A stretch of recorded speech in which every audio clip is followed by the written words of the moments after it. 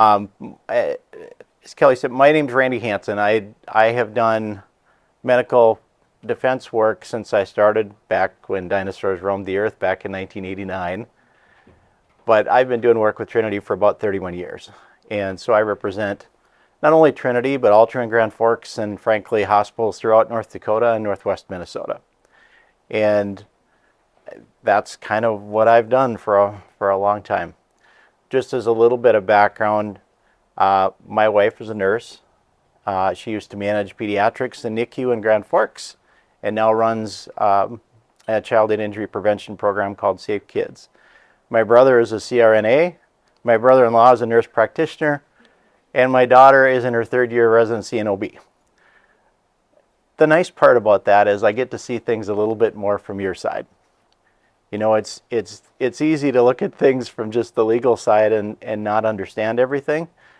But I also know and recognize that there's part of being a real person in all this. And so what we want to do today is go through, we'll talk a little bit about where things are at. Everybody has the fear of what a lawsuit means. And so we'll talk a little bit about that. What is that?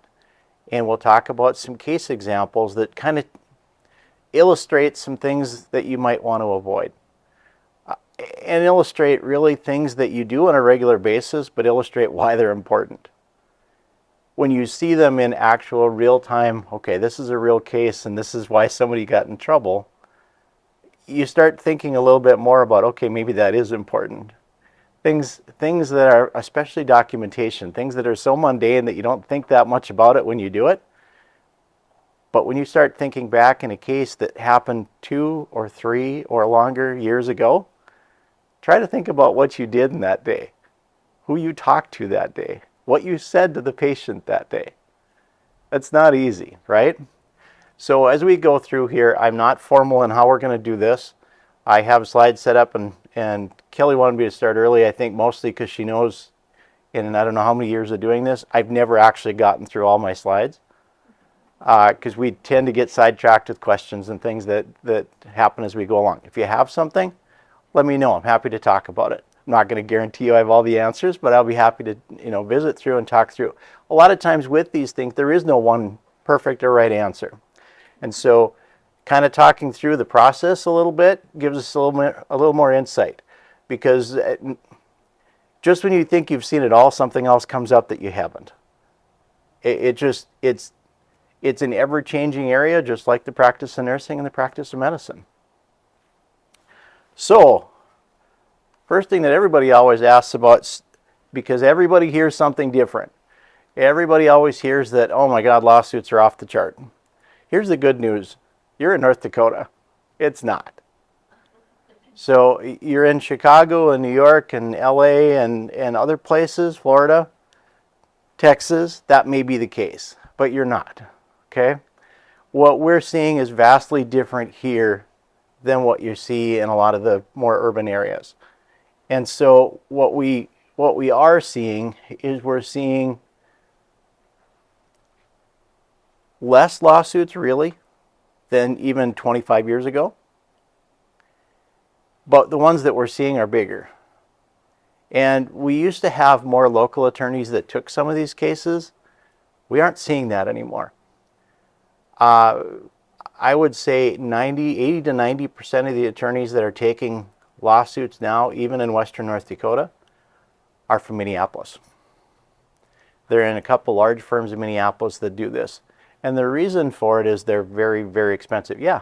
Was there a peak of it when the oil was at its peak and this is more normal?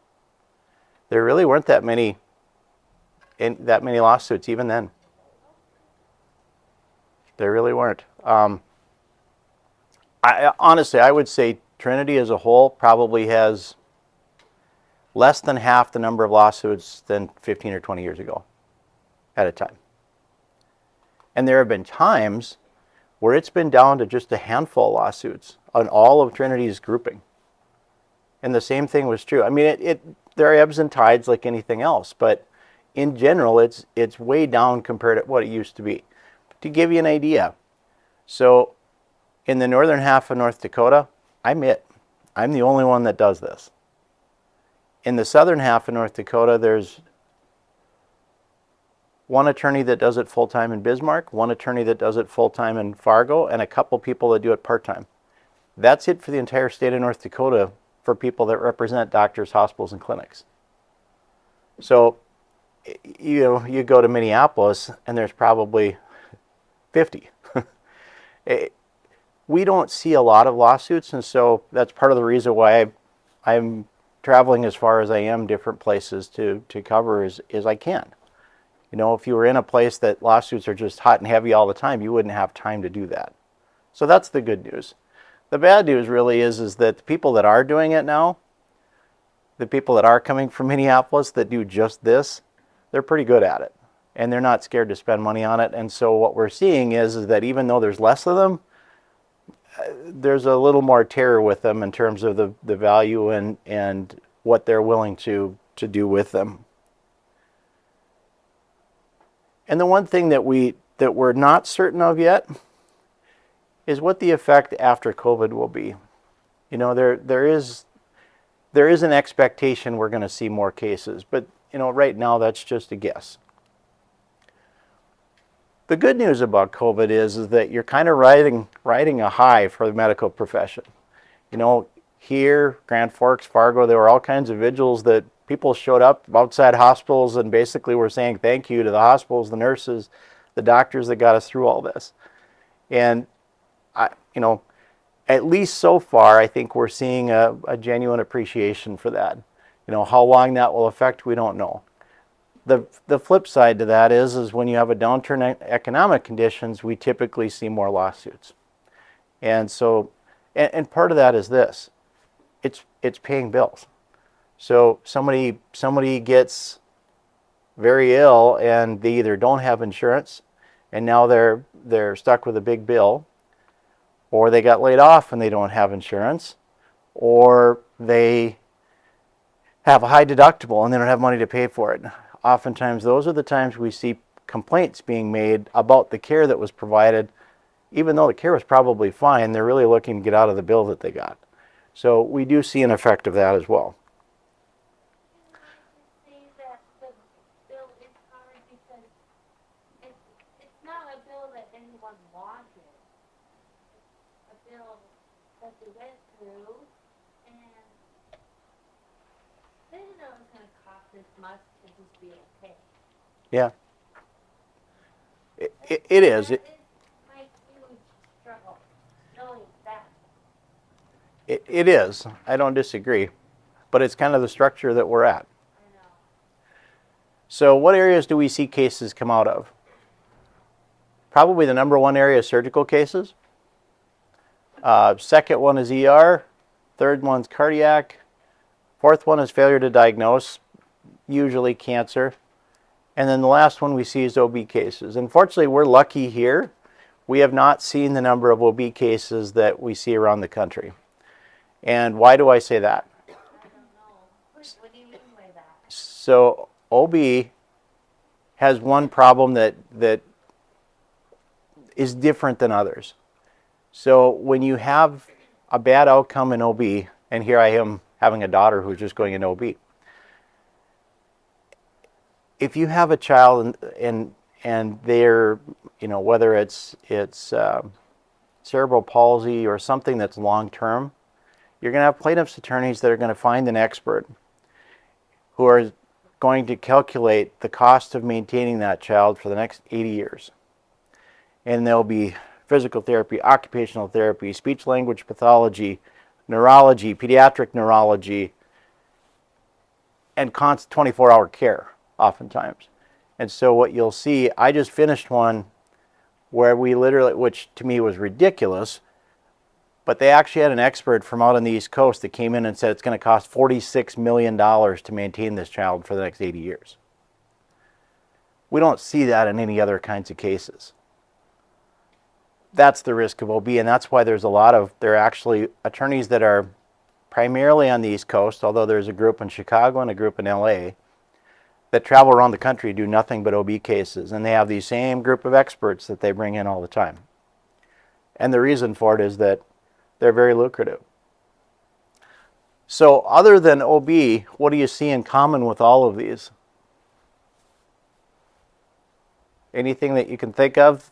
Reasons why we'd see more cases in these cases than, or these areas than others? Partly. What'd you say? Unexpected death. High risk and complications that you can't foresee. That's another good reason. There's one that's even more simple than that. They're so unpredictable. Yeah, I mean that all of that, and all of that's true. Although you get unpredictable things even in family practice, what you don't have is relationships. The people that are in family practice may have a lifetime relationship with their patients. The surgeons come in, they cut, they see them once before and once after, and they're done. Or maybe they just have their nurse practitioner see them after that. The ER docs, you come in, you have your hour or 2 hours in the emergency room, and that's it. You don't have that relationship long term. That's when we talk to people after they brought a lawsuit, that's one of the number one things that they bring up, is that the communication and the relationship that they had with their physician was not adequate. And so that is one of the things that we view to be important in preventing all this, is communication and the relationship that you develop with patients. So what have we seen in North Dakota?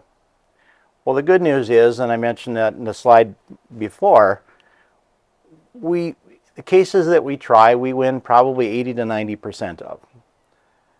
We're lucky here. We generally have juries. I mean, juries are patients. They're just people from out in our communities. And generally, they have a good impression of our medical people, and in particular, nurses. They have probably a little less problem finding a doctor doing something wrong than they do a nurse. I think everybody realizes that the nurses are frontline. You're the ones that see the patients day in and day out. The doctors show up for 10 minutes to see them during rounds, and then that's it, right? And so I think in general, when we talk to jurors, they tend to like nurses probably the best of anyone in the medical community when we have them on the stand. But we have seen some cases in recent years. So there was a case a few years ago that resulted in a $4 million verdict. But here's the real takeaway in this. This one ought to scare you a little bit. The child was 12 years old when the lawsuit was brought. So normally there's a statute of limitation that says that you can't bring a case after 2 years from the time that you discovered the case. That works everywhere except OB. Because for a child, a minor gets an additional 12 years to bring the lawsuit. Now think about that for 1 second. If you're going to go back in time, so it's brought 12 years after the child was born, and by the time we get to depositions and all the other things, it's 13 and 14. The child was 14 years old by the time we took his mom's deposition. How are you going to remember what on earth you did 14 years later? Right? Not to mention, think of the things that would change in medicine in 14 years. Because the standard that you're looking at isn't now. The standard you're looking at that you're going to be judged by is what was reasonable back at this time in 1998. How important do you think medical records become at that point? Because you no longer have any recollection whatsoever of what you talked about with the patient or what you did. So a few years ago, a friend of mine, one of the lawyers that I talked about that does just this, I had a case where they had a $3 million verdict. The biggest issue, one of the things that we have in North Dakota that is very helpful, and we'll talk a little bit about the different kinds of damages that you can have, the different kinds of money that a plaintiff can request. One of those is non-economic damages. That's your pain and suffering and the things that you can't put a number to very easy. We have a cap on that in North Dakota of $500,000. So no matter what they come back with, the judge will bring it down to 500 grand. except that a judge at Bismarck decided she didn't like that, and so she, even though the legislature said it, she found it to be unconstitutional, so we're not going to apply that cap. But the good news was it went to the Supreme Court in North Dakota, and they said, yeah, no, legislature said it, we're applying it, we really don't care what you think, Judge, this is the law. That's huge. I can tell you the difference. I practice both in North Dakota and Minnesota. Minnesota doesn't have that. So when you go in and you're trying to resolve a case that you really would like to resolve, here you can start with, okay, you have $100,000 in medical expense, you have $200,000 in wage loss, and the most you can get is $500,000 beyond that. So no matter what, your top dollar is $800,000. So at least we can start somewhere and we have some finite number to begin with. In Minnesota, that doesn't exist. So you'll have plaintiff's attorneys saying, well, I'm going to get $2 million in that. So the top dollar, even trying to figure out a way to get it done, there's really no limit to it. It's a huge aspect here. Just last week, actually the same lawyer that had the case down in Bismarck was up in Williston, and right in the middle of our lovely little snowstorm last week, they had to send everybody home, and they finished the trial by Zoom. The jurors were by Zoom, the witnesses for the defense were by Zoom, including the doctor who was getting sued had to appear by Zoom, which to me is blatantly unfair. But they ended up getting a pretty sizable verdict up in Williston. And I don't know much more about it than that, other than that's what happened, is that they literally sent the jury home and they had them on Zoom and finished the trial that way, which I've never seen or never heard of. But apparently, I guess 40 inches of snow will do that. So we don't know what will happen with that one yet. So they're out there. The point is, we do win most of the time. I've been doing this for 31 years. And in those 31 years, we lost one case in Minot, and that was immediately overturned. And I've lost one case in Grand Forks out of, 60, 70 trials or whatever it is that we've done over the years. Now, two things about that. I'd love to tell you that it's purely my genius at doing trials, but it's not. We generally have a built-in bias in favor of our medical people. I can tell you, and it's changing a little bit. I had, many years ago, was up in Cavalier, North Dakota, representing a doctor there. And this is 25 years ago, but we ended up winning the case.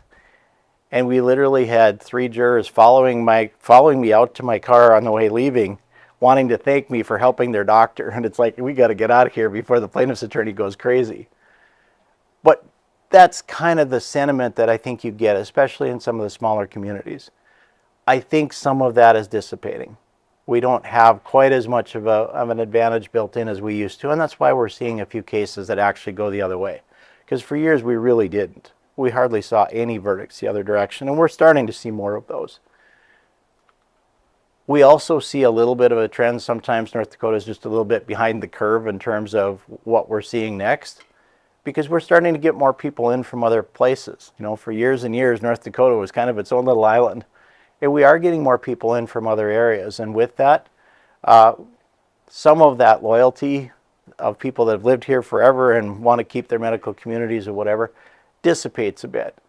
We've seen some pretty high verdicts over in Minnesota in the last five years. And so some of those we take notice of.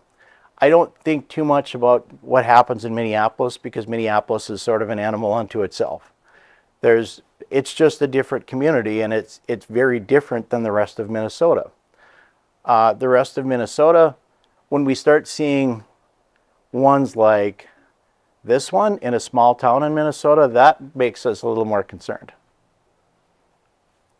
You know, it's just different. You get into Minneapolis and the values are just so much higher when you've got buildings that are worth $100 million and whatever. They don't think as much about putting big dollars up. But you get out into the smaller towns and they start talking big numbers, that makes us take notice. We talked a little bit about this before, that there's sometimes arguments over how much somebody actually owes for medical care, bringing lawsuits. So one of the things that's occurring right now, we've been very lucky in Grand Forks, so we've been lucky in Minot. And this will probably surprise you because it really doesn't make any sense. So everybody here has gotten a medical bill before, right? So when you look on the bill and you see about 8 different numbers, does anyone pay any attention to anything other than how much do I owe? Okay, well, with the plaintiff's attorneys, they do. So first thing they do is they look at the big number on the far left that nobody actually pays and that are called the charges. That's what they want to recover on, even though nobody actually pays that. So, and oftentimes if it's, whether it's Blue Cross or it's Medicare or Medicaid, you might have $75,000 in charges and only 15 grand is actually paid. They want to come in and say, yeah, but we're owed 75,000 because that's how much the value of the care was worth.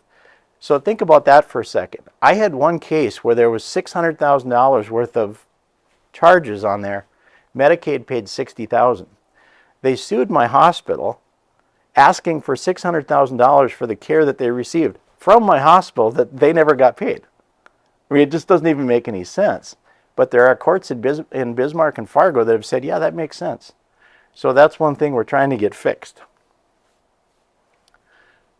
Peer review. Any of you guys ever gotten involved in the peer review process at all? Okay.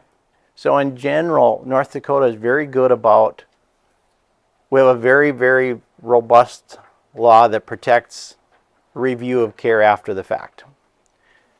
Why is that important for you? Because sooner or later, something isn't going to go right. You're going to have a bad outcome. That's where you want to talk to your supervisor and involve the risk manager in it. And the reason for that is that any communications made following that are protected. So you need help with putting together a record or a note because something bad happened and you want some assistance with it. It's okay to go talk to your supervisor because all of that is privileged. That's part of the protection we have to making things, to looking at things and making it right. So we'll talk a little bit about how a case works, because I think if you understand how a case works, you'll have a better idea of what you want to do and what you don't want to do. I'm not going to try and make you attorneys today. That's the last thing I need to do. But just to give you the idea of a concept, okay? Any case brought against a hospital, a doctor, a nurse, they have to show that you had a duty to do something, that you breached that or you didn't do it, that it caused harm, it caused damages, it caused injury. That's your 4 things that they need to prove. For our purposes, the biggest ones are the duty, the breach, and the causation issues. And they're all independent. And why is that important? So the duty and breach part, this is one I get questions on all the time. So I don't understand, Randy. Why is it that we're going to let a judge that doesn't know anything about medicine judge me as a doctor or me as a nurse? That just doesn't seem fair to me. And the reality is that isn't what happens. Okay? In a medical case, they can't bring a medical case unless somebody with your training and your experience is an expert to look at it and say this wasn't done correctly. If they don't have that, we'll get it thrown out. They get 90 days in North Dakota from the time that it's brought, and if they don't bring in an expert nurse to say, here's the standard, here's what happened, this doesn't meet it, we can get it thrown out by the judge. So you do actually set your own standards. It really isn't the judge, because quite frankly, the judge won't know any of this. Or the likelihood is they won't know any of this. The other thing to remember is, sometimes we have, for instance, in Cerner, you've got, because it's Cerner records you guys have, right? Yeah. So Cerner or Epic, whichever one you're using, they all have pop-ups that are best practice advisories and those kinds of things. You don't have to be the best at what you're doing. You don't have to be right. You just have to be reasonable based on what you knew at the time. So it doesn't, sometimes we tend to think of things as, well, we're either right or we're wrong. And that's not the case. there's a recognition in medicine that there isn't always black and white. It's a lot of gray area in everything we do. And so when we have that, we know that there may be more than one way to do the same thing, all of which may be more than reasonable. And so the question really comes down to, based on what you knew at the time, did you act as a reasonable nurse would have it in the same situation? That may or may not be the same as what someone else might do. The standard overall is what would a reasonable nurse do under the same or similar circumstances? And it's always patient dependent. That's the part that requires the expert. It's not just cookbook medicine where you have a computer that says this is what you have to do. Unfortunately, sometimes we have policies out there that tend to make it that way a little bit, but we'll talk about that in a bit. Sometimes policies are the bane of my existence because they create a situation and say this is what you do in this situation. However, not everybody fits within that same parameter. And so we'll deal with that in a bit. Policies and protocols. So everybody here has seen different policies and protocols at Trinity Hospital. And Joint Commission requires that we have all kinds of them. They truly are the bane of my existence. And the reason I say that is this. Policies and protocols are put in place to be assistance. They are not intended to eliminate clinical judgment and nursing judgment. When you have a policy, you need to be able to go through that policy if it applies to your situation, and you need to follow it. However, if there are reasons why you don't follow it, you need to document why you're not following it. Because what will happen is this. You'll have a plaintiff, if something goes wrong, if we don't follow the policy, what's going to happen is you're going to see that policy put up on a screen like this in front of the jury. And they will walk you through that and say, well, wait a minute. You're a part of Trinity Hospital, right? Yep. And you're required to follow their policies and procedures, right? Yep. Well, let's walk through this. A, B, C, D. You didn't do this one, did you? And even under Trinity's own standards, because they always call them standards, because not policies, because they want them to be the standard of care. That's what they would do with that. What you need to be able to do is explain why that might not be the case in a particular situation. And it might be. There are all kinds of times where the policies simply they may not work that way. But we have to be able to explain that. Talked about this a little bit before. This is every state, including North Dakota, you have to have an expert in order to bring a medical malpractice lawsuit. That's just part of the deal. And really what will happen is that within 90 days, the plaintiff will have to provide, and the plaintiff is the patient's, the patient or patient's family. They will bring to us a disclosure that names the expert and what their general opinions are. If they don't do that, we can go to the court and have it dismissed. The part that sometimes gets lost in these cases, we oftentimes will talk about what somebody did wrong. But the second part to medical cases is just as important. So we can say, okay, well, you know what, we missed something. So let's say from a nursing standpoint, okay, medications were supposed to be given at 3 o'clock. They weren't. We missed it. But the second question is, did it make a difference? Okay, we missed the dose. What difference did that make? Right? Think about that in a medical context for a minute. We talked about one of the areas that's very common for lawsuits is failure to diagnose cancer. Think about what that would mean in that context. We have a chest x-ray, and in retrospect, there was a nodule there. 2 years later, we have a 3-centimeter nodule that now is readily apparent. We didn't cause the cancer, right? It's grown, but what difference did it make? Did it change the outcome for that patient? Is the requirement at this point still the same? Are they still going to have surgery to remove the nodule? Are they still going to require chemotherapy? And would they have needed that 2 years ago? Is their survival likelihood basically the same? What difference in the outcome does it make? Causation in these cases becomes a real issue. Yeah. I had a patient that was, she had diagnosed breast cancer and they found cancer throughout her body. Okay. And it's just about caring for that person. It's not like you can't help where it's gone or what you're going to do. No. The issue really in those cases is, had you caught it earlier, would you have caught it before metastatic disease occurred? I don't know. It was after, and it was in her breast, her duct system. Yeah, and I can tell you that's System. where It was found in her bowels, and it was found in her bones, and she just had all of the cancer. And it's terrible, but for right now, like, she is with it, and she is aware, and she's not in any pain. yeah, and that's where we have experts that will look back and try to evaluate what the difference would have been 2 years earlier. How do you make it better? But we were doing everything we could. Yeah. No, I get it.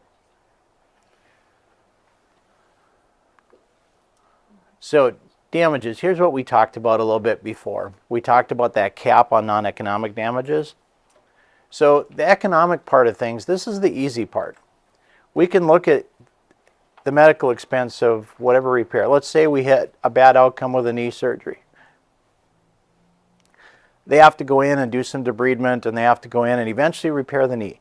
We have medical bills that will tell us exactly what that is, right? That's easy. They missed 3 months of work. We can calculate that out. Then we get to this one. So everybody knows, right? A right arm is worth what?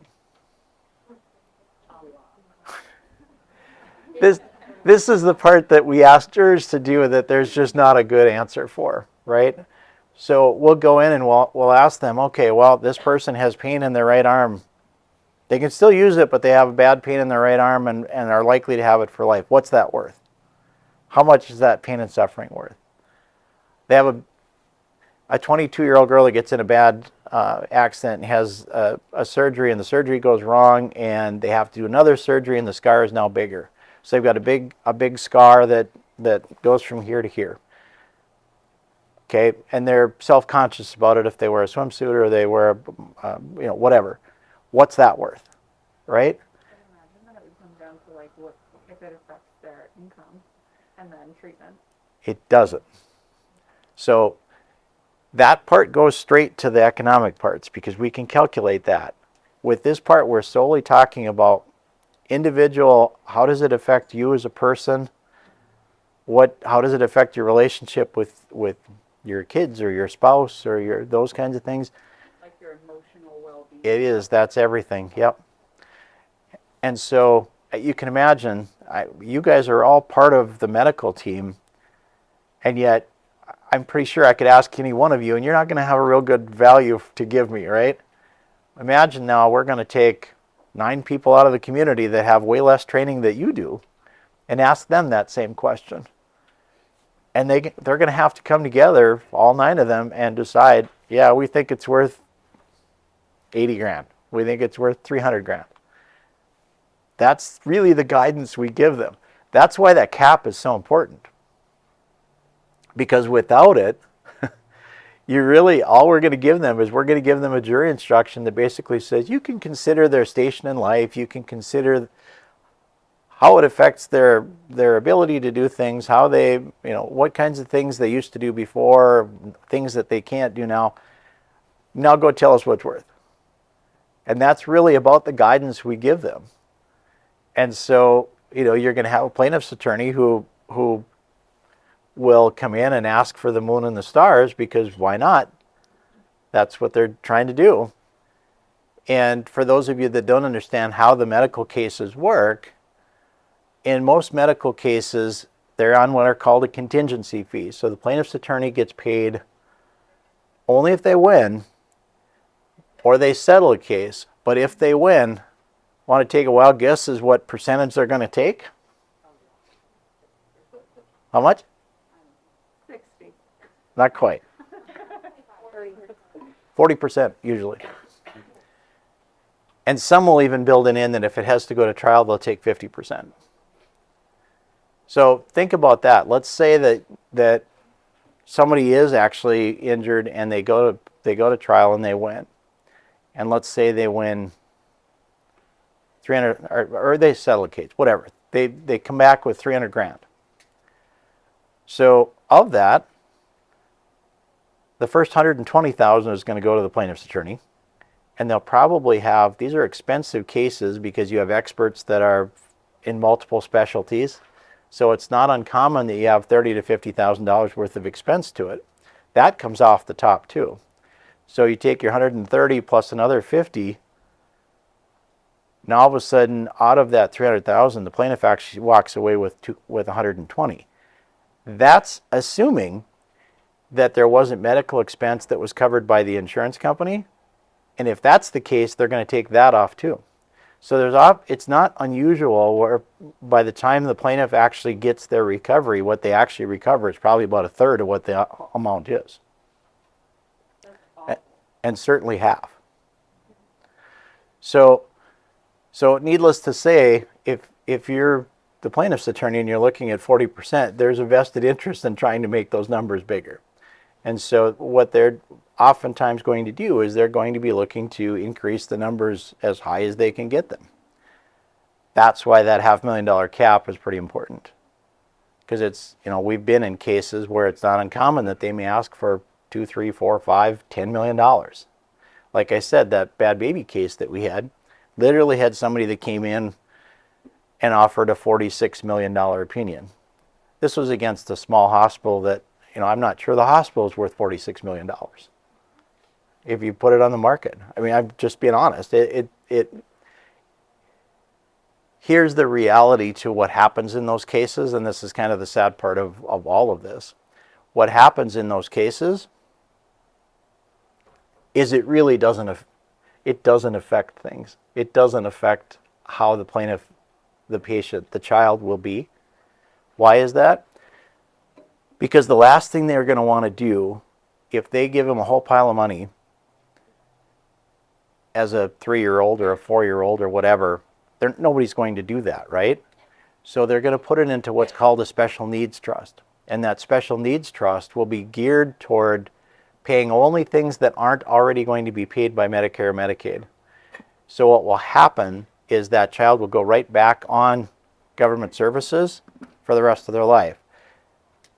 Because they put that in a position so that all that money is put in a trust and can't be used except if Medicare and Medicaid deny it. So essentially what you end up with is a big trust that may have $5, $10, $15 million that eventually will go to somebody else, but it'll probably never go to the child. To me, it's a racket, but it is the way it is right now. It really is. The third part that we talk about, and this is one that we rarely ever see in medical cases, is what's called punitive damages. Punitive damages are usually not covered by insurance. That's the kicker. They're the kind of damages that all of the economic and non-economic damages, those are basically designed to make up for what somebody's lost. Okay? They lost wages, they lost medical expense, they're designed to bring them back to the position they would have been in. Punitive damages are meant to punish the person because they did something wrong. We don't see those in medical cases very often because you have to show that you did something with an ill will or malice or intent to cause harm. Obviously, you guys aren't doing what you're doing to cause people harm. You're exactly the opposite. And there's general recognition of that, which is why I have still not seen a single case where punitive damages have been allowed by a judge. in medical cases.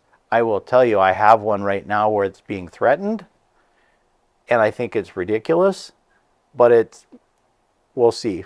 I have every hope and belief that the judge will see it my way, but there are no guarantees. When we've seen these alleged more than anything else is when there's a boundary issue. So we'll talk a little bit more about that later in slides, but coverage becomes a problem. Somebody alleges that you inappropriately touched them. Let's say it's a breast exam, it's a cervical exam. It's something like that where they're saying that something inappropriate happened. That's where you get into those issues, because there you're starting to get into intent issues and not just, gee, it didn't work out. You made a bad mistake.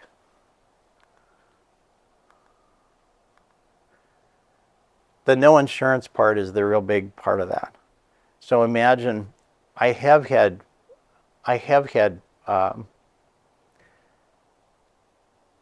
medical providers, not nurses, but medical providers that have been accused of inappropriate touching. And they almost invariably get settled. And the reason for that is this. When there's no insurance coverage there, you're not only at risk for whatever they find, you're also at risk for all the costs of defending it. And it can be substantial. We've had situations where doctors have been forced to settle a case because there were several people that made these claims. It probably would have cost them $250,000 just to defend it. And the hard part is once that stuff is out there,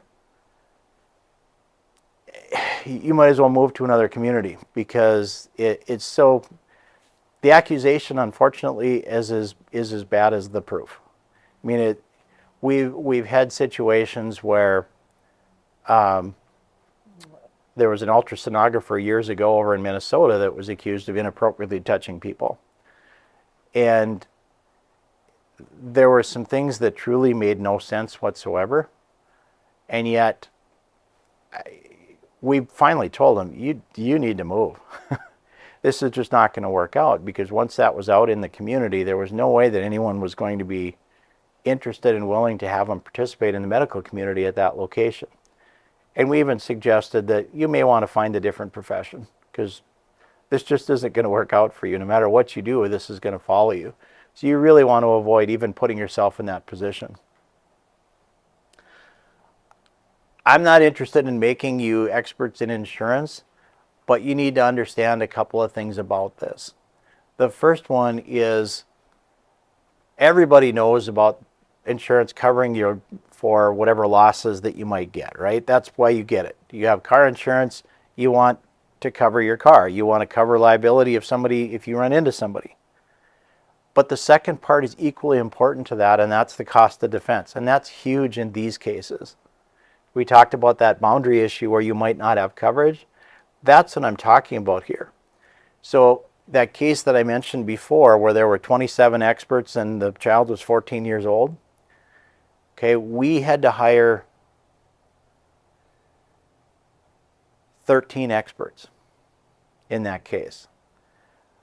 The cost of these experts, depending upon the type of case that you have, will range anywhere from a low of $200 an hour upwards to $1,000 an hour to review records and to appear. Obviously, that gets to be a very big deal. And nobody wants to put themselves in that position where all of a sudden you're at risk for that. So you want to make sure that you have insurance coverage through that. I will tell you, I always get asked questions by nurses of, should I have my own insurance? Anyone planning on asking that? We'll just short circuit that now. Here's my answer to that. Insurance is fine if you want to do that and it makes you sleep better at night.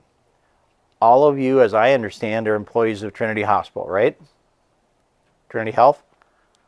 Trinity Health has a massive insurance policy, more than you're ever going to get. And they, in 30 years of working with Trinity, they have always backed up the people that work for them. You get your own private policy, here's what can happen. Something happens, They bring a lawsuit. Normally, they're going to bring a lawsuit against the hospital. It's very uncommon that they would bring it directly against you as a nurse. They bring it against the hospital for all of their employees. Why is that important? Well, because the hospital has the insurance policy. They've got the coverage for all of you. You have your own policy and they find out about it. The only way that they can get to your insurance policy is if they name you. So now it may not be just Trinity Hospital named. They're going to have to bring you in as an actual defendant named personally to get to your insurance policy. So there's good and bad with it. If it makes you sleep better at night, that's fine. But do understand that if you do get your own policy, you may be asking to be brought in individually because they have to do that in order to get to your policy. That's why I told you my wife is a nurse. My wife has never had her own policy. And the reason for that is because at All True, she's got a big insurance policy that takes care of that. And we're just not worried about it. Does that make sense? Okay. So process of a lawsuit, what happens? When we have a lawsuit filed, the first thing that happens is the attorney drafts up something called a complaint. And the complaint basically is a general statement saying, you are the nurse, you are the doctor, you were employed by Trinity, something happened to my client, it caused them harm and injury, and you're at fault, and we want, in North Dakota, they're going to have to ask for what's called in excess of $50,000. They can't say we want $2 million or $5 million or whatever. All they can say is we want more than $50,000. That starts the clock. So once that happens, you need to notify your risk manager right away. Why? Because we have 20 days in order to provide an answer to that. And if we don't, we can be in what's called default, which means that we automatically lose. We don't want that. So if you become aware, somebody serves you papers or you become aware of things, you want to let them know right away that's gone on, because they will get a hold of the insurance company. The insurance company will get a hold of us. And we have a limited time, so we want to get that done right away. If you become aware of something that might turn into a lawsuit, you want to bring that to your supervisor and bring that to the risk manager. Why? So let me go back a step. So we talked about insurance covering the cost of defense and those kinds of things. But medical insurance is very different than your car insurance. So your car insurance basically is if you have a policy that runs from July 1 to December or January 1, anything that happens in that time frame, you're covered, right? That's not the way medical malpractice insurance works. Medical malpractice insurance is what's called a claims-made policy rather than an occurrence policy. Again, I'm not trying to make you experts in any of this, but you need to understand why it's important to provide notice to your supervisor. Under a claims-made policy, if you have that same time frame from July 1 to January 1, you don't have coverage unless you provided notice to the insurance company during that time frame. That sets the date and time for when your coverage is. Okay? That's why it's important, if you become aware of things, you want to talk to your supervisor, and your supervisor needs to talk to the risk manager, because those things need to go to the insurance company. That's what sets your insurance at that point in time. Okay? So again, don't need to make you experts in insurance, other than there is a good reason why we'd tell you if you recognize a risk, you want to let your supervisor know. So once we get that complaint in, like we said, we have 20 days to put in an answer. Our answer is basically denial, saying we didn't do anything wrong, we didn't cause any harm, and the case should be dismissed. That's the start. Okay? Then we get to the point where both sides can serve written questions to the other side. And that usually, again, will all go through a risk manager, typically at a hospital. And at Trinity, it's Marlene Mellum now. And they will work with the doctors and nurses to answer those questions. And then we put that together and send it out. We do the same thing to the plaintiffs because we want to find out what else do they know. That's usually the first step in the process.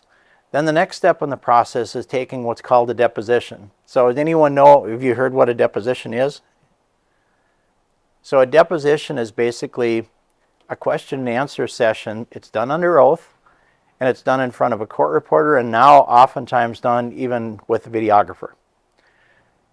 And they do that to find out what else is out there, because they know that not everything makes it in the medical records. It's also done to kind of lock you down on questions that they want to know answers to, that they have an agenda in what they're asking. They want you to agree with what they're saying. And so before we do that, we would never have you do a deposition without meeting with you first, going through and talking about the kinds of depositions or kinds of deposition questions that they would ask, kind of the strategy of what it is that you'd want to do and how you'd answer those, and go through the process a bit. When that's all said and done, what they do is they then put together a booklet, and that booklet will have all the questions and answers that were given. And so then they can pull that up later. So if it goes to trial, they ask you the same question, and if your answer is somehow different, they pull out the booklet and say, wait a minute now, didn't I take your deposition back in March, and didn't you tell me this? And they can do that in front of the jury to show that you're either changing your mind, or that you're lying, or that you're doing something different. Now the good news is you're going to have those as well, right? When we get you prepared for trial, we will go through those same depositions, so you know what you said. It will have you say the same thing, because we don't want that to happen. Again, that all goes into the preparation part of this. The one thing that I think most people have been very surprised of, that are nurses and doctors that I've worked with, is how much time and preparation actually goes into this. It takes a lot of time. There's a lot of things that goes on behind the scenes that you're not involved with, but there's a lot of things that as we prepare for, we're going to take the time to make sure that you're as comfortable as you can be with what we're doing. So what happens at trial? I'm sure all of you have seen either movies or TV shows of trial. So here's the reality of trial. I'm not Tom Cruise, and I never will be Tom Cruise. You're going to see people that are not paid actors, where you put, into 15 minutes the entirety of a trial, and it's all full of fireworks and all kinds of stuff. That's typically not the way these work. Okay, I've got trial starting next week. It's going to last 2 weeks. And the jurors are going to be listening for 2 weeks. And they're going to be listening to witnesses on average between an hour and 3 hours long. You see a movie and you watch 12 witnesses occur in 10 minutes. Okay, it's a big difference. What we do and have to do is we have to take things and build it up from square one. We're literally teaching people that don't have any background in nursing or medicine, and teaching them complicated medical issues in a week or 2 weeks. The good news is generally they get it. Not to the extent that you do. They're not going to be doctors or nurses when they're done. But when we talk to them afterwards, in general, they typically figure it out. They get what we're talking about, and we do that through a lot of repetition. We do it with anatomical exhibits. We might have posters that have anatomy. We might have lab illustrations. We might have, depending upon the case, sometimes if it's a nerve issue, we might have dermatomes where we go through and we show, look, this here, this is here, this is here. Explain how and why. And so when they do that, the way it works is the start of it will be the patient. The patient's family will go on and they'll talk about things. It will be a very emotional thing. There'll be a lot of tears, a lot of pulling at the heartstrings. That's how you bring values out. We come in, we come in, and when we get going on it, we try to take that out of it. We bring it back to a factual account. We really try to teach. I oftentimes refer to trial as jury residency 101. We're going to take them through the medical records. We'll put them up on the screen. We'll have you talk about what's in those medical records and what you were thinking, what you did, and why you did what you did and how this works. We try to put them in the shoes of you being a nurse. What are the roles of that? Because remember the perspective of things. You have to look at it from what they know and what they don't. So there's an old joke. So there's an OBGYN, spent 30 years, fantastic doctor, and he decides, you know what, I'm tired of dealing with people. I've had it with this. I'm good with my hands. I want to do something different. So I'm going to switch gears. So he enrolls at the local Voc-Tech and decides he's going to become a diesel mechanic. Great. Okay, he goes through and goes through the 2-year course or whatever it is. The final exam is you got to take an engine apart and put it back together, and you have 8 hours. Okay? So all the people go to their different stations, and he does it, rebuilds the engine, it works perfect, gets his grade back. And the instructor gave him 125%. And he said, well, I don't understand. He said, I appreciate that you liked what I did, but I don't understand how I actually got over 100%. And he said, well, in 20 years of teaching this class, I've seen lots of people take down an engine and rebuild it, but I've never seen anyone do it through the muffler. The perspective, right? You see things from a different perspective because as a patient, they see the nurse coming in the room, but they see them coming into their room. They don't see the fact that you're taking care of 7 others down the way, right? When your patient, not to go back to OB, but as a young mom and dad, when you're up on OB, if the doctor hasn't prepared them adequately and the nurse hasn't prepared them adequately, I'm not sure that most first-time moms and dads understand the fact that their doctor may check them in and they may be running in while the baby's coming out, and that's the only time they're going to see their doctor, right? It's the perspective that they have and the knowledge that they have versus what you have. Sometimes that communication and education is pretty important because they don't know everything that you know, and they don't understand how this all works. You know, the concept to most people of sitting in a cath lab and being able to, you know, go through the circulatory system and literally watch the heart beating in front of you is a foreign concept to most people. They just don't fathom that. And so we have to do a better job of communicating the things that are available and the risks that are available with those things. Because sometimes people just assume that we go to the hospital, we're fixed. That's the way it works. Medicine is great. It's very good now. There's no risk to anything. You know, just like going to have a baby. Everybody's entitled to the Gerber baby. It doesn't quite work that way. NICUs exist for a reason, right?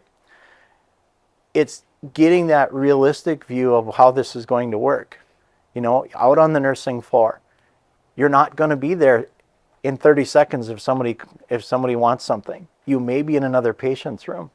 Again, communicating expectations helps to provide them context, and they're less concerned if all of a sudden what they want isn't there, if they know that that's really not an expectation. So once we get through the defense part of things that we've provided our fact part of it, we do closing arguments, and then the judge provides jury instructions. So here are some of the misperceptions that I hear all the time. One, that the judge decides the case. I can tell you the judge never decides the case. The judge decides what law is going to be applied, and they decide what evidence will be allowed, but they literally have nothing to do with the ultimate verdict. It's entirely the jury. Okay? Another one I hear, especially if I've got people that are, and it's usually doctors, that are just angry that they've been sued. And they're, by God, we're going to try this thing even if it's not a good idea to try it. And they don't care, and by the way, I'm just going to appeal it and we'll do it again. That isn't the way it works. So an appeal is not a new case. That's a common misperception. We try a case and you want to appeal it, What an appeal means is we have to look for an issue that we think was wrong, and then we go to Bismarck and we appear before 5 people. We get 20 minutes to tell them what went wrong. That's an appeal. Okay? Then they come back with a decision. 90% of the time, they're not going to find anything wrong. So normally you get one crack at this and that's it. You can appeal it, but it's rare that it ends up coming back. And this whole process can be very long and very arduous. When I first meet with any doctors or nurses, I always refer to it as the hand-holding session, because it can be devastating to people. You guys got into this profession to help people. And having somebody come at you and now say, you caused me significant injury or harm, or you caused my child's death, or you caused, is not easy. And having to listen to an expert on the other side tell everybody what you did wrong is not easy. So we spend a lot of time really from a counseling standpoint talking about this is an artificial process. Okay, this isn't a reflection on you as a nurse or you as a doctor, but we need to get through this and we'll work our way through it. It can oftentimes last anywhere between a minimum of a year to year and a half, up to 2, and even as long as 3, 4, 5 years. Most of that time, what I will tell everyone is out of sight, out of mind. We'll take care of it. We'll call you when we need you. Other than that, there's not a thing that you can do about it. We will work with you and we will take care of things. Don't let it change the way you practice as a nurse or a doctor. One of the things that is very difficult about the legal system is it doesn't play well in the sandbox with the medical profession. What I mean by that is this. When the medical profession looks at what happens in your hospitals and your clinics, we look at it from the standpoint of peer review, quality assurance. Okay, we'll accumulate information and we'll evaluate it and say, okay, what happened here? Is there a way that we can do this better that will improve cases in the future? We look at everything from the standpoint of quality improvement. How do we do things better? Are there things that we can do that would make outcomes better? The legal system looks at it solely from the standpoint of what happened and who's to blame for it. In this instance, having nothing to do with down the road, how would this be different? So they come at it from opposite standpoints. That's why we protect that peer review process. So we gather information in order to make decisions better in the future. We don't want those decisions to come back and haunt us on the things that happened before, or nobody would do them. And so we protect that and we protect that process.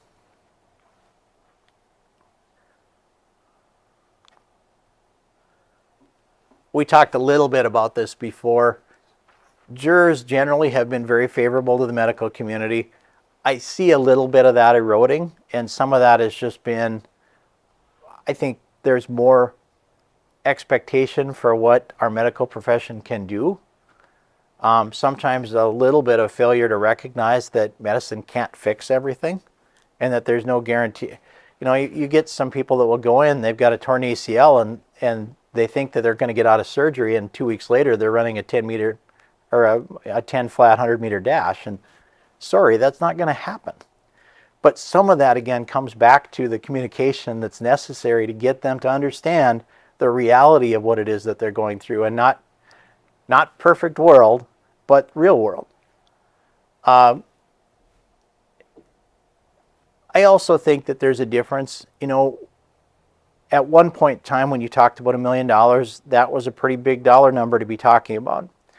We're now in an area, you know, you get even just a little bit further west out here, there are a lot of people that were working the oil fields that were making pretty big money. There were a lot of people that had oil wells that were making pretty big money.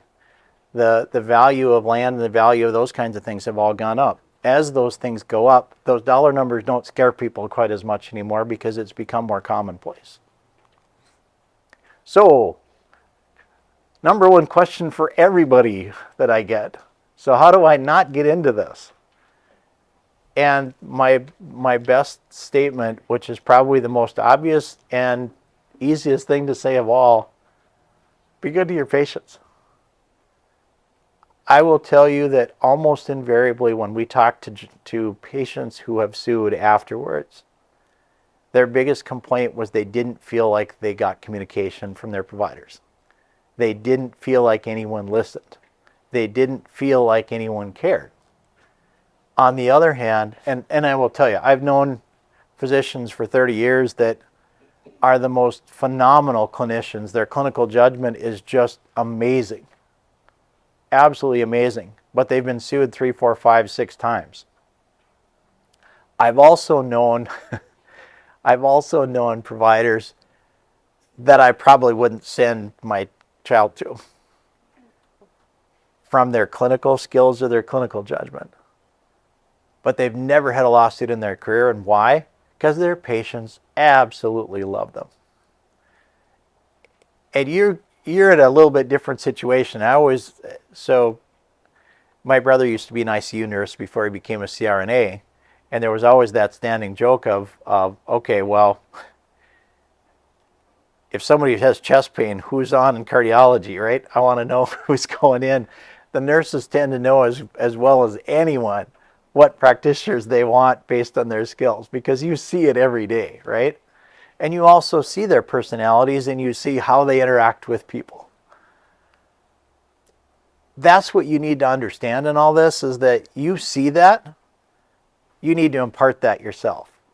So when you're dealing with patients, they want a kind, caring, compassionate person. That's what they're always looking for. It's what I tell everyone when we go to trial. Every juror is looking for a care provider who is going to be a kind, caring, compassionate person. That's first and foremost what they want. Knowledge is sort of second. They want to feel like you care about why they're there.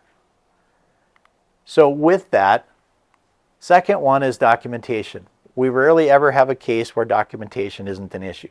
Now, it's real easy for me to say that, right? Because I'm not taking care of 8 patients at a time, running from room to room to room and making sure that I get all my documentation done. There's the reality part of that. But you need to make sure that you document the important things. If you have concerns about something, you can always talk to your supervisor about a better way to state something in the record than something else. You need to live a little bit by that sixth sense that you have. When you've got a patient that you have a concern about, you might want to talk to a colleague and see, what do you think about this? It's the best thing about any hospital is that you've got an awful lot of resources to draw from. You have doctors, you have other nurses, you have experienced nurses. I told my daughter when she went into OB, I said, don't be one of those docs that doesn't listen to the nurses. You know what? That 30-year OB nurse knows a hell of a lot more about delivering babies than you do right now. Because it's reality. They do. They've been there and they've done that. Those resources are there for you to use. Speculation. We don't ever want you to speculate on the medical record. So if you have a concern about something, either follow it up or don't put it in there. Because the worst case scenario is to say, well, I wonder if it's this, and then we don't do a test to figure out whether it is in fact that. Because then we knew about it and we didn't follow it through. So if you're going to speculate on something, make sure that we follow it. This is one that I include in every lecture that I've ever given. The medical record is not a place to criticize another provider. If you have a concern about something, talk to your supervisor and figure out a way to make that into the peer review process. We see it all the time. We see it from doctors that get a patient in from another facility, and they didn't like what happened at the smaller facility that got transferred in. And so they write in the record, well, saw the patient, he didn't have this or he didn't have that. What oftentimes happens is they both get sued. Not just the one that they're criticizing, but they get sued too. Why? Because plaintiff's attorneys like nothing better than to see everybody doing this and pointing the finger at each other. They just sit back and watch, right? If you have a criticism, that's what the peer review process is for. talk to your supervisor. We can go through that process, because the interesting thing we find out is that we don't always know what happened before. Sometimes there are reasons why somebody does something that you may not know of. And so simply criticizing without knowing the whole set of facts just creates a perfect storm that results in everybody being angry at each other. Communication, huge one. It's sort of amazing when you think about it. I don't remember the exact statistics, but on a 3-day hospital stay, how many people are actually involved in a patient's care? You know, you start talking everything from nursing staff, RT, to dietetics, to lab, to radiology, to the physicians, to the hospitalists, you can get on the list, and all of a sudden in a 3-day stay, you might have 85 to 100 people involved with that patient. Somehow or another, we all have to communicate about that patient and know what the other's doing, right? That's where the medical record comes in. And if we don't have a good record of that, we're not going to know what everybody else is doing. There's simply no way that you can have face-to-face contact with 85 people. Just isn't going to work. Oops. With this, when this is the sixth sense I was talking about. If you have a sense that there's something that's going wrong, that's a good time to take a step back and ask yourself, okay, there's something about this patient or this family that is not going well. Maybe I need to talk to a colleague or my supervisor about how to best deal with this. Because you will get those patients. We all do. I mean, even in my profession, there's times where I had a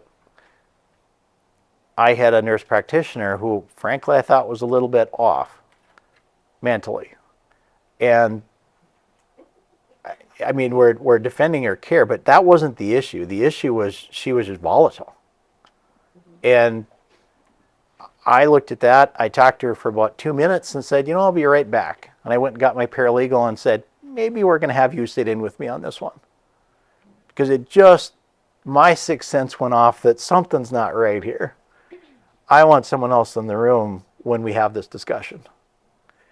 You're going to have that, and you're going to have some of those family members that you need that.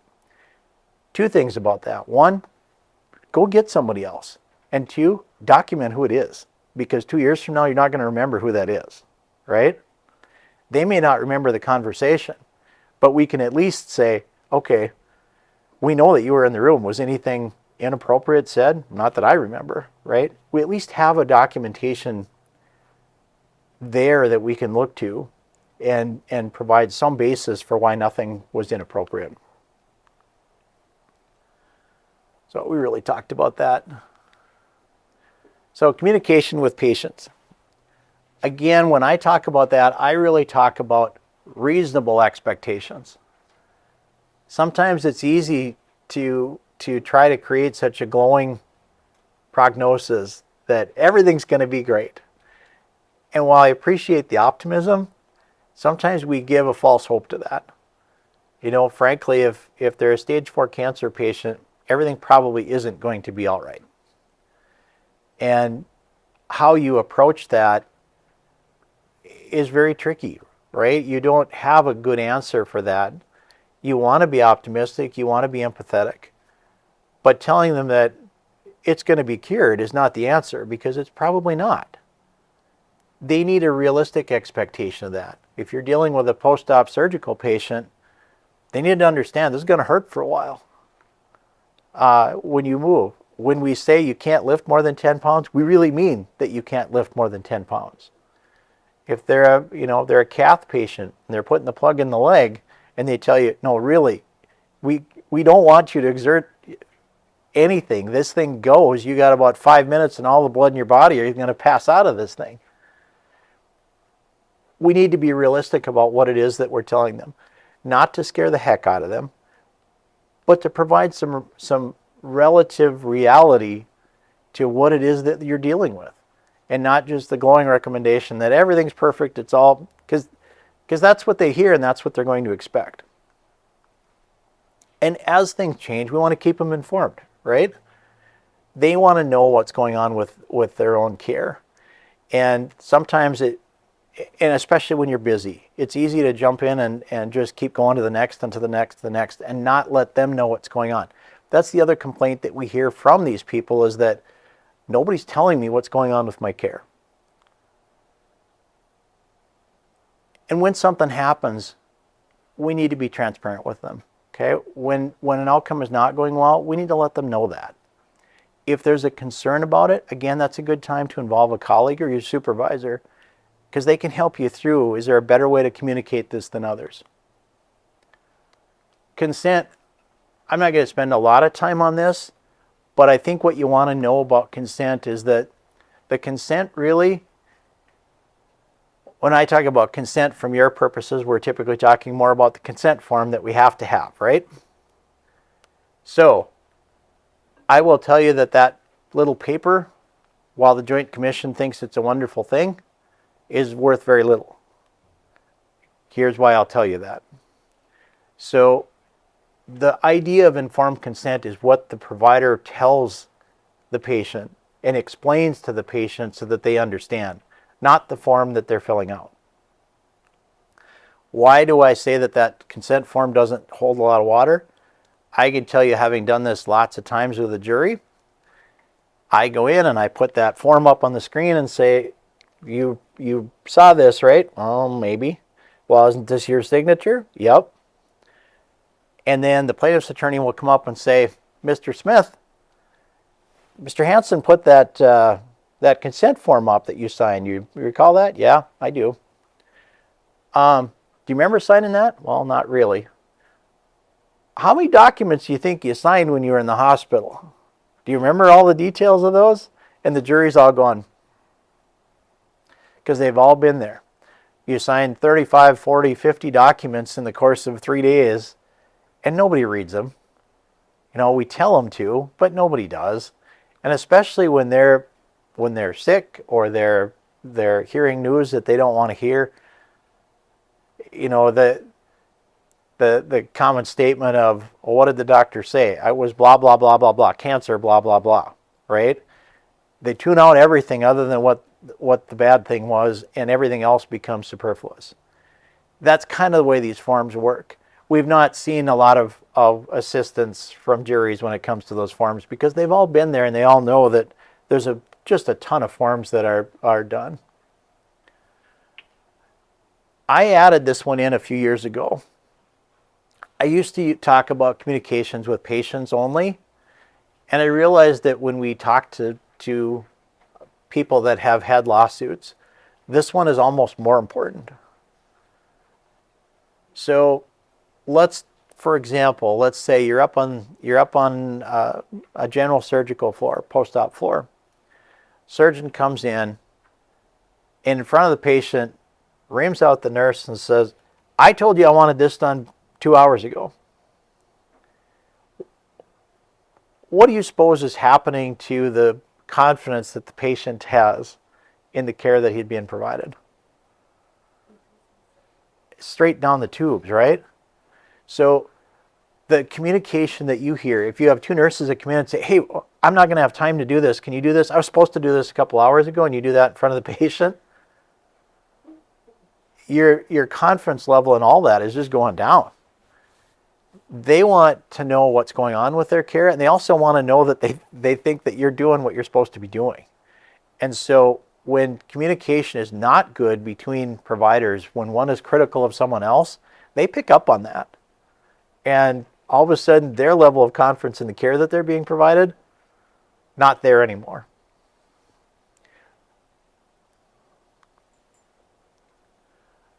Get lots of questions on, okay, so what should I put in medical record?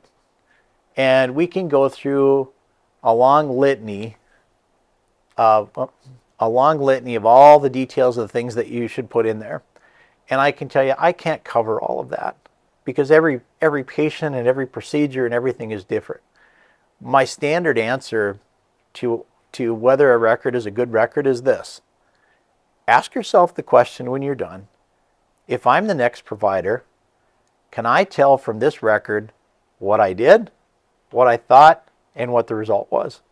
If I can answer those three things, then I've probably got a good record. If I can't, then I probably need to put in more information. I also get asked questions about corrections to medical records. So obviously the best of all worlds is if we can do timely records and get them done right away, great.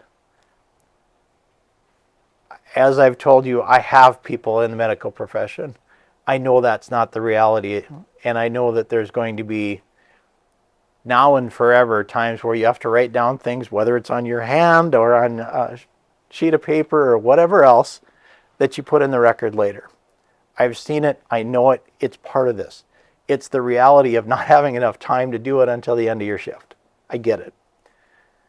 But you need to make sure that it gets done. And you know what? If you forget about it and you have something that you remember later, it's okay to put it in. You may want to talk to your supervisor about doing it. But there's a reason why it's not all bad. Again, go back to that discussion we had about the 14-year-old boy. Okay? It may be a late note, and we can get it criticized because it was a day or two later, but it's not 14 years later. At least you remember it then. You're not going to remember it 2 years or 4 years down the road. The ones that we don't want to do is we don't want to change records. You want to add to the record, that's fine. You want to explain something, that's fine. You do not want to put something in that's wrong. And you do that, all of a sudden the issue becomes we're lying. It isn't even about medical care anymore. The outrage takes over, and it's not. We ignore the care that was being provided, and we just want to talk about the fact that somebody was being untruthful. So what not to put in the medical record? And this is going to sound a little redundant because I can't emphasize enough. Don't ever criticize another record in another provider in the record.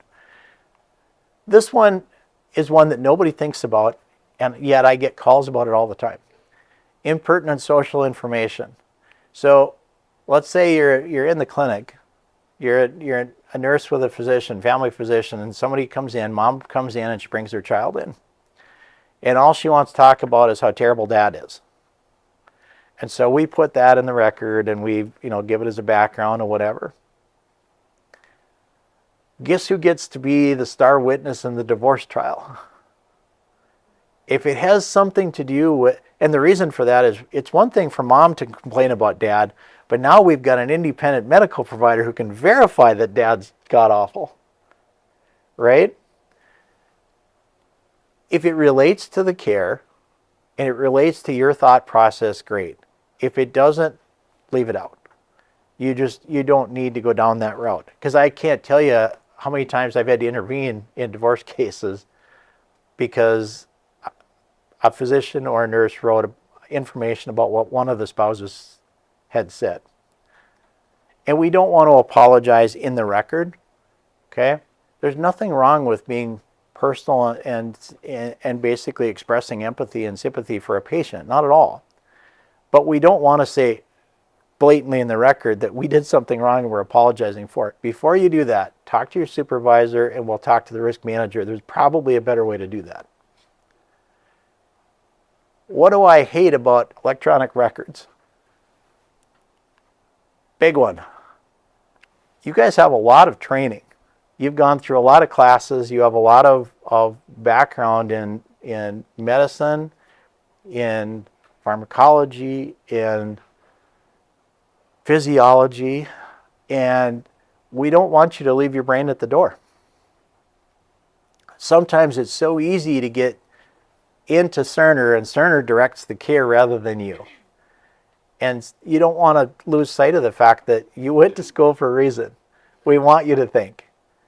Sometimes I think we get trapped in that checkboxitis thing where the electronic record basically directs the care and we don't independently think about what's going on with the patient. And if it comes up with pop-ups that say, oh, you should consider this, we just go down that path. And yet, you know in your heart of hearts that, well, wait a minute, that doesn't really make sense.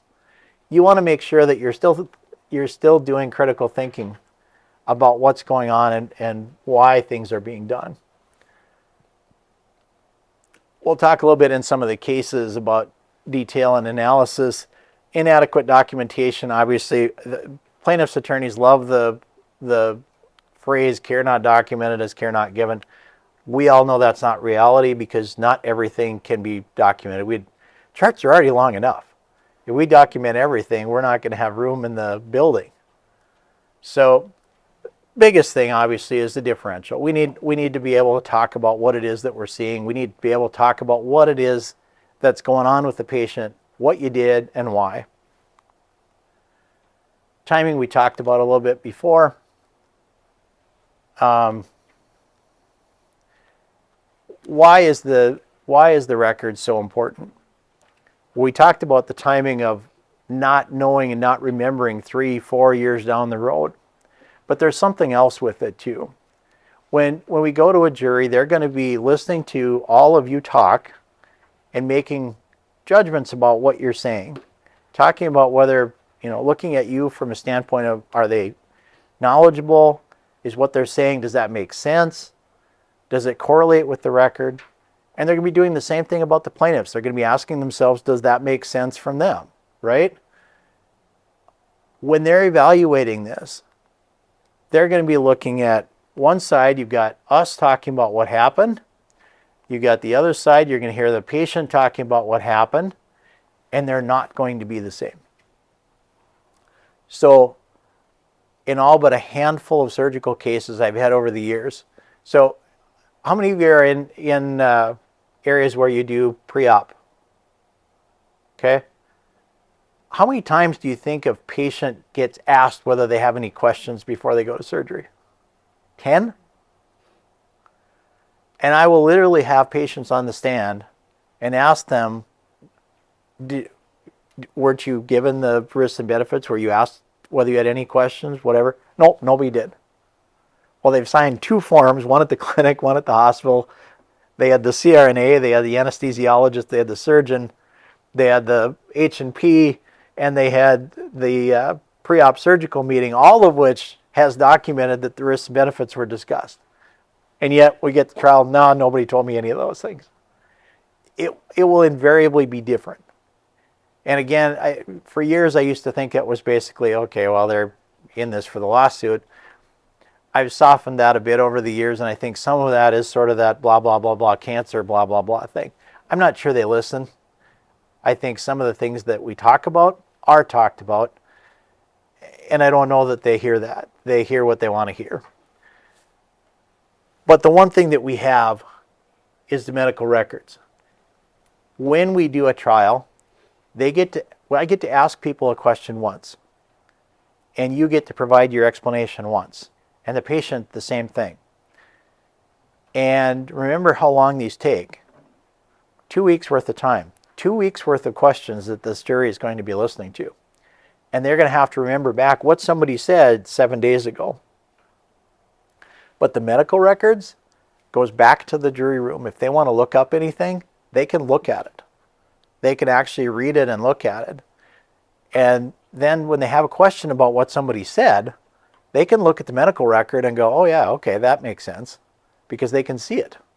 And we'll point out the page of that medical record that they need to look to. So the medical records just become a huge issue in these cases. So what are the issues that come about with medical records, with electronics? First of all, anyone here know what an audit trail is? So an audit trail, Cerner has a program within a program. Every keystroke that you make is saved in the computer system. Okay? And it can be downloaded. And it will tell us who made the keystroke, what computer terminal they were on when they made it, what time, and if there were changes, what changes were made. All of that is available within the program itself. And the plaintiffs now are asking for those. And so if you go in and you make a correction later on, it's saved in that audit trail. So you want to be careful about how you're writing records, even if you go back and change them, because the first version will be in there. Everything is saved and nothing is deleted. Same way with emails. You can delete emails, but somewhere deep down in the bowels of the hospital, it's still there. I mean, that's the beauty and the risk of electronic records, is that everything is kept and everything is saved eternally.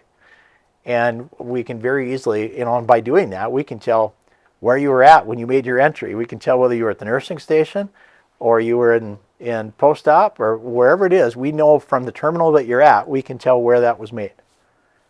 And they look at that and they try to evaluate care from that. So let's talk about some different types of cases that we've seen, just for the takeaways that you get with that. So 32-week NICU patient, got a DSAT going on, nurse calls the physician called and updated regarding drop in oxygen sats, requested he come in and see the patient, but he instead increased the oxygen level and ordered RT to evaluate the patient. Concerns remain as to oxygenation. Where do you think the concern is going to lie with this? Okay, one, we've got a potential problem that the doctor's not coming in, right? Do you see a problem with the nurse? We still got a problem. If we still have a problem, what's next, right? So even though you may have called the physician, if there's still a problem, we have to go to the next level. And if we don't answer that, then they're going to be looking at you and saying, well, but you knew there was a problem. What did you do next? What's the next level? So these guys understand, geez, the doctor doesn't do something, what's the next level? Talk to your supervisor. Yeah, because if you're really concerned and don't get an answer with that, talk to the charge nurse first and decide whether it's something that needs to be elevated to the next level. They may need to call the physician. I have not found, it's pretty rare that you get, if there's still a concern and the charge nurse says, you know what, we're calling them again. It's fairly rare that you're going to have a physician at that point that isn't going to say, all right, I'll come in. But if it doesn't, we've got policies in the hospital talking about chain of command that, okay, here's the next level. We need to follow that policy and go up the chain of command. Again, I find that to be relatively rare. In all the cases I've had, I don't think I've ever had that where it's elevated up the chain more than one or two spots before somebody has it come in. Thank you. I mean, the hard part, and that's the balancing act, is that doctors don't like to be called every 5 minutes either, and so you have to weigh that balance, right? But you also have to weigh that in the note that you create. So this is what I call inconsistency of analysis. So here you've got a orthopedic surgeon, tib-fib fracture. So 21st of August, patient will be casted initially with no weight bearing. Patient's congenitally small intramedullary canal makes it extremely inadvisable to place an intermedullary rod. So a month later, sees the patient again. Due to the use of the patient and likely activities, would recommend compression plating or the use of an IM rod. Okay, so a month earlier, we had a congenital problem. How did the congenital problem go away, right? So within the same doctor's set of notes, a month later, he's basically come up with a whole new theory of what's going on with no explanation why. As you might expect, these two notes were blown up about a mile wide on the screen, and he was asked what congenital thing evaporated in the month between August and September. So you want to make sure that from note to note, it tracks and it makes sense. If it doesn't, we have to have an explanation. So different takeaway in this one. 42-year-old appears and this is a fairly rural ER, had a history of chest pain, onset of 3 days, talked about heavy lifting and actually talked about feeling a strain when he was moving his arm, and it was reproducible, okay, on flexion and extension. Because of that, the history and the fact that it was reproducible, didn't do an EKG or enzymes. Here's the kicker. Enormously elevated blood pressure. And of course, they just said, well, he's in a lot of pain. Yeah. What do you think really happened here? What really happened is this was the self-diagnoser, right? Patient came in, knew their provider well, said, here's what happened. I was out, and I can't remember if it was chopping wood or something, when I felt this tear across my chest. he was already diagnosing himself with a musculoskeletal strain, right? And we bought it hook, line, and sinker and just didn't think about that blood pressure. You want to be careful that you don't get caught down the path of letting the patient be the one that's doing the nursing and physician activity and not you. Another example, this was a young man, 20-year-old, who had severe manic depression and was on lithium. So he appears in the emergency room. They did an evaluation. He was not believed to be a threat to himself or others. At that time, they specifically talked about, they had a psychiatrist come in, no issues of grandiosity, delusions, whatever. So he was released, sent home, given instructions on following up the next day to get his lithium checked. And about 3 in the morning, mom called in to the psych department and said, I think he's really elevating. And they talked through, the nurse who was on the psych unit talked through it and discussed it with the mother. And at the end of the conversation, mom said, well, I think we can handle this. And the nurse said, well, if you don't, bring him back to the ER. We're always happy to see him. 7 o'clock that morning, he ended up jumping in the river and drowning. And a lawsuit was brought against the hospital. Of course, the one thing that didn't occur was there was no record of that phone call with the nurse because it's off hours, it's whatever. Again, the takeaway from that is you sense the risk here, might be a good time to jot a note down.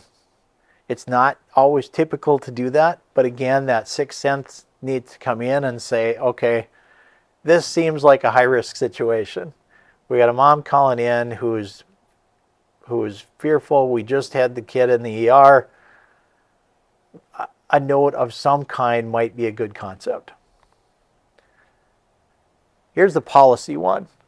So you had a gentleman who ended up having a nephrectomy. Part of the standing orders and part of the policy of the hospital was that post-nephrectomy patients needed to be evaluated and their urine output monitored. That if in a shift it was not at least 30, they needed to notify the physician. Well, I'm sure all of you have seen and heard of patients that are supposed to be monitored with their eyes and nose. That doesn't always happen. And it didn't happen for a couple of different shifts. And then all of a sudden there was a shift that was probably down in the 15 category and they ended up doing something. And of course the question was, well, we had 2 shifts a day or 2 or 3 earlier that weren't documented, and maybe that was there and we could have done something earlier that would have resulted in a difference in the patient. Again, if you have that policy there, we need to try and make sure that we comply with that or have an explanation for why. Now, were we able to show and demonstrate that they were, frankly, they had 8 patients and they were trying to get it done, but sometimes it just doesn't happen, and they were able to recall that there was urine that was being formed. They didn't get the number in, but they recalled that it was more than that. Yes. Would it have been helpful to have the note? Yes. Again, the question of following the policy. Plaintiffs were very, very anxious and eager to show that big policy saying, here's what you have to do. This is the standard of care. It wasn't followed. So again, if there's a policy or protocol out there, you need to follow it or you need to have an explanation for why it isn't.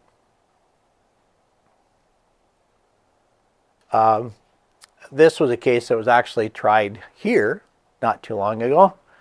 ER patient in the 20s with kidney stones, history of anxiety and depression, had asthma-like symptoms but never diagnosed with asthma, reported an NSAID allergy that was never proven, despite the fact that she was seeing an allergy doctor, and came in, and because of her claim of an NSAID allergy, they gave her Dilaudid instead of Toradol. But she got sick as a dog from the Dilaudid, and so they talked to her and ultimately gave her Toradol. Well, she claimed she had a reaction. What she claimed was an anaphylactic reaction, which frankly was probably an exacerbation of her anxiety, because we never had to do anything with it. she ended up leaving the emergency room, calling the ambulance, and the ambulance came out, and by the time the ambulance got to her, she had calmed down and she was fine. They never gave her Narcan. They never did do anything that would have indicated that there was an anaphylactic reaction going on. And so the problem was she came back into the emergency room, and one of our ER docs, who was the nicest guy in the world, but one of the reactions he had to it was he bought into the history that she provided. And so she said she was having an anaphylactic reaction, and she wrote in the record that she was having an anaphylactic reaction. Not that it was the history that she gave, but that's what she was having. He is fully aware in retrospect that it was never an anaphylactic reaction. Again, the self-diagnosing patient, it's easy to fall into that where you need to make sure that you're in your note, this is the history of what's going on from the patient, not what your assessment is. You need to be clear in what you're putting in, that there's a difference between what the patient says and what you ultimately believe to be occurring. This one I illustrate just again to show you the importance of the medical records themselves. So it was a fetal demise case, and we had good belief and good evidence to show that the fetal demise actually occurred before the mom ever got to the hospital. But we had two notes that were troubling. So one, we had an OB note that basically said, mom was worried, we're going to take her back to surgery just in the chance that the baby just succumbed. And that didn't really happen. I mean, it took half an hour for her to get back to surgery because they knew the baby was dead. They'd already done an ultrasound that showed no heart tones. They already knew that. So I mean, it was a bad note.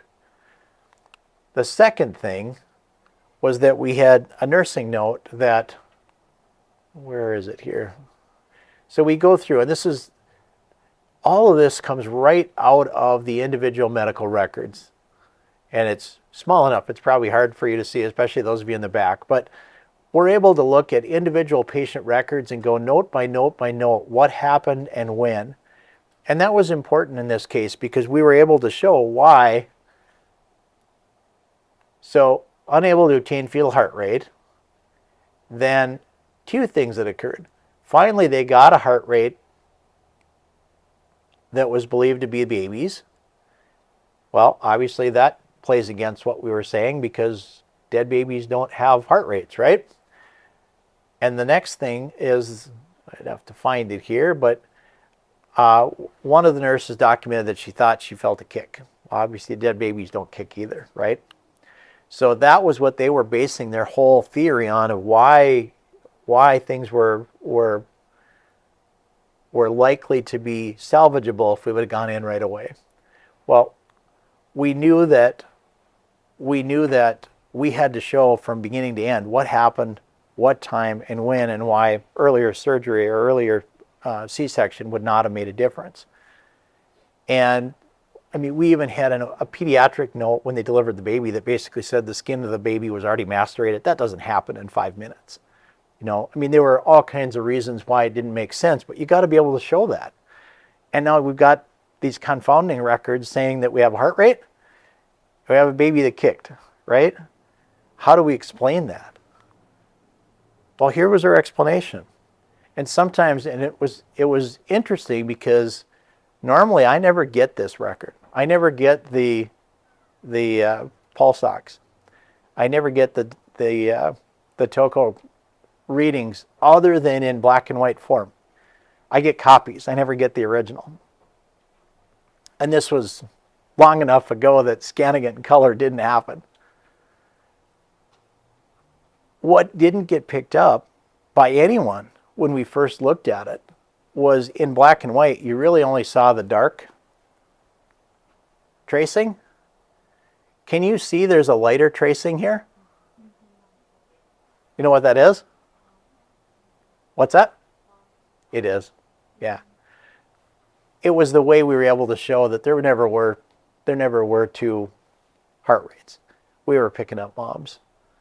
And by doing that, we could show, okay, this notion that we had a baby kicking and it had a heart rate, we're able to show that. And again, you put that together with the rest of the medical records and you can show what and why. So another example, we talked about that causation piece. So this was a case where a young gentleman went to the physician's assistant's office, and he had been a contractor, and he fell about 10 feet off of a balcony. And he thought he was fine. He's 24 years old. He actually was a hockey player playing club hockey at a college. So he was in good shape, like most of us when we were 24 years old. I'm fine, don't need to go anywhere. So he goes in, and because his employer makes him go in and get an examination, and they evaluated him. He had some pain in his shoulder that was reproducible, and that was the end of things. Goes home, 3 more weeks elapse. 3 weeks elapse, and he has a general malaise, flu-like symptoms. He goes in to see his family practice doctor, and the family practice doctor works him up, basically says, well, I think you got the flu. Sends him home, basically said, get some rest, drink plenty of fluids. Anything changes, come back and see me. He goes home that afternoon, and a few hours later, he's found at home unresponsive. He had fallen, and they brought him in, and they tried CPR, weren't getting anywhere. They opened him up, and his spleen was just mush. They literally talked about taking it out with a spoon. So the question was, okay, so they're saying that he had this encapsulated bleed in his spleen back at the time when he fell, and we should have done a CT scan with the PA the first time around. You didn't rule out internal organ damage. Our answer to that was, oh, wait a minute. Are you really telling me that this guy's bleeding internally and he has no pain and no problems for 3 weeks? That just doesn't make any sense, right? Well, they had an expert, and interestingly, here's how close this one was. The plaintiff's expert was the Hennepin County medical examiner, who was from Minneapolis, and my expert was the Ramsey County medical examiner from St. Paul. They're friends. But they both had different ideas of what happened here. And their expert basically said, well, my dating of the splenic changes would go anywhere from 2 to 26 days, which would include that PA visit, right? My expert basically said, nah, the day I think here, this is really what you're talking about. You're really only talking a few days. And the pathologist who did the autopsy basically said, I don't think you can go back that far, but I think you can go back further than what my guy was saying. But the explanation that fit everybody, mono, right? That's where the changes to the spleen. When he fell, he probably ruptured because he had a spleen that was basically in bad shape. The reason why we don't let people play contact sports, right? With mono. So again, some of these causation things are just different in medicine than they are in most things. When you have a car accident, we know, did the car hit you and did you get hurt? It's an easy thing to figure out. Not so easy in these cases. So a couple other quick issues before we hit the magic button here. As I said, I never get through all my slides. I put in the rest of the slides just informationally for you. I rarely get past most of the cases we talk about because usually they're far more fun to talk about anyway. One of the ethics issues that I always try to bring up, though, is as you're applying for licenses, if you happen to move, you do different things, you want to make sure that you are absolutely honest in your assessment. If you've ever had anything go wrong, you want to make sure that you tell them that. Because they don't have a problem with saying something if you've had an issue in the past. What they will have a problem with is if that you didn't tell them and they find out about it, then they're going to make a big deal out of it. Another area we talked about a little bit before was this issue of being good to your patient, right? So here's my bad part. I'm going to tell you on the one hand that you want to be really good to your patient. You want them to be respectful of you and what you do, but don't get too close, right? And that's hard. I mean, you've got that professional balance, right? Of you want them to respect you as a person, as a professional, and yet you want to also be their empathetic ear. because they're going through something that they need you for that.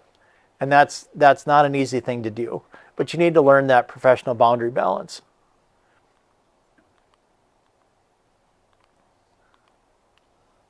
The other ones we'll hit.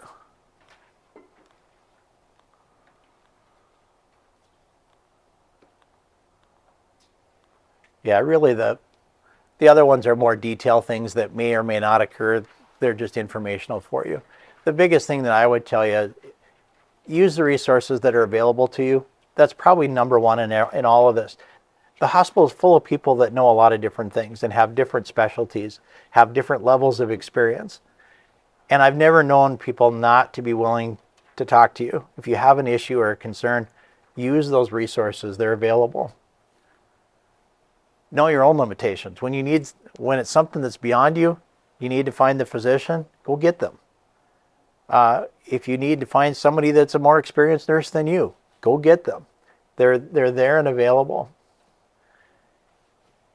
The sixth sense that we talked about.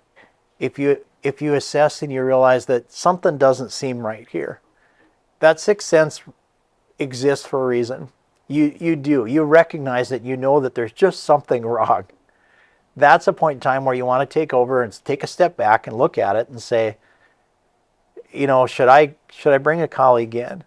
If I'm doing a cervical exam and I've got a mom who's really volatile, should I bring somebody else in? It used to be we'd always just say, if you're a male, yeah, you probably want to bring somebody in when you're doing a cervical exam. We don't say that anymore. Now it's not just male or female. It's crossing both ways. And if you have somebody that's got real emotional or mental issues that you have real concerns about, again, it may not be a bad idea at that point to bring someone else, bring another nurse in, document who's in, and have them there for that conversation. And the last one is going back to the first thing I said. Patients who like their providers usually don't want to sue them. And so you treat them with respect, they will likely treat you with respect. So I think we're out of time. Any questions anyone has? Okay, that's it.